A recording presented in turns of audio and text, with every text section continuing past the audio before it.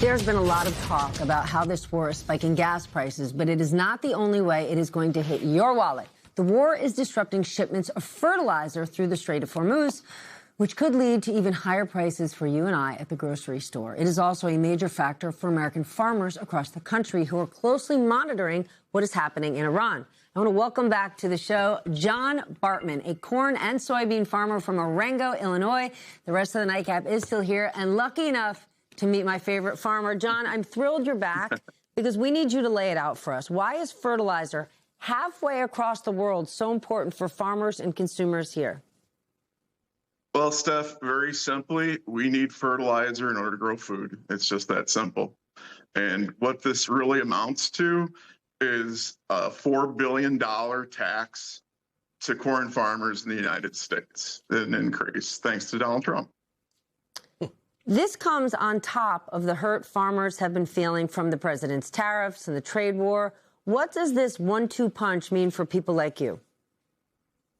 Well, last year, the University of Illinois said every farmer is going to lose $100 an acre. The American Farm Bureau this year said that every single commodity that we grow in the United States is unprofitable. And this is just adding to it. If that's the case, what does the future look like for agriculture in America? Well, it's very unfortunate what we're dealing with right now, not to mention the fact that we've got to remember that rural America is only 25% of the population, but we make up just 1/3 of the military right now. So we all in rural America, we know somebody who's serving overseas right now, and we want to be sure that they come home safe. And this is a war that right now nobody wants. And we as farmers are suffering the collateral damage from this. And farm bankruptcies are going through the roof right now.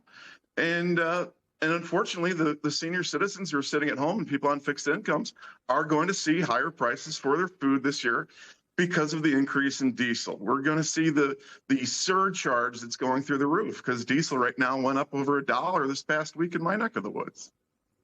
My gosh, John, when people wonder what a patriot looks like, it is you. The Senate Agriculture Committee chair is now pushing for a new bailout for farmers. What do you think of that? Because I'm sure the money could come in handy, but I don't know that it's going to help you strategically.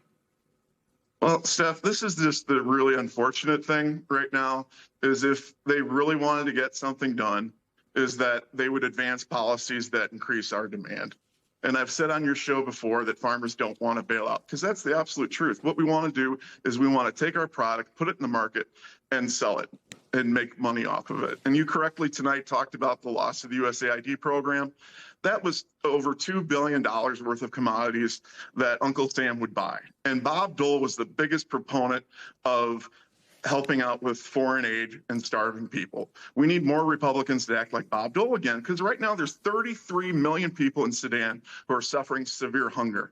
And if those people at USAID were able to take our grain that we have, that billion bushels of wheat that's just sitting there in our ending stocks right now, and give that flour to overseas, that would make a huge difference. It would give us a leg up and be able to make some money as a farmer, and we'd be able to have soft power again, and we would be the good guys in the world again. And maybe we wouldn't be in Iran right now.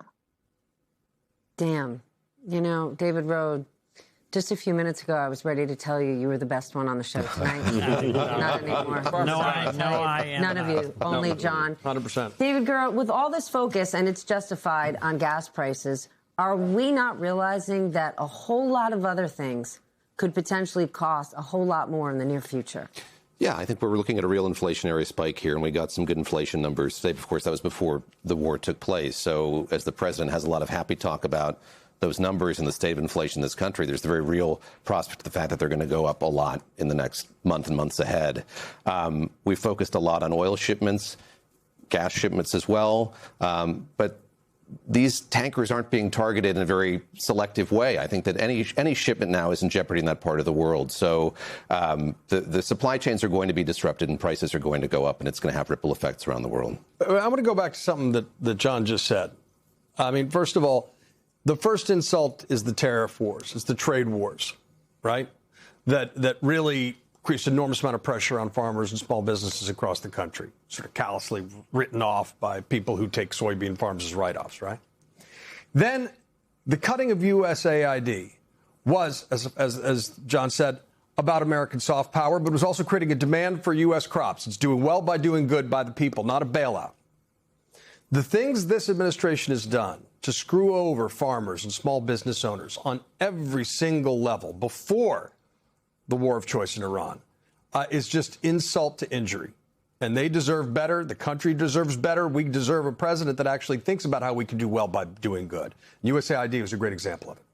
John, we are almost 14 months into President Trump's second term. How is the farming community feeling about it? He gets a lot of support from farmers in this country. I can tell you the morale right now is really low. And what we should be able to do, as I said, that $4 billion tax that we're going to spend on fertilizer, nitrogen in particular, if we had that $4 billion, we would spend it on big ticket items like combines and tractors that are made by union workers in Wisconsin and Iowa right now.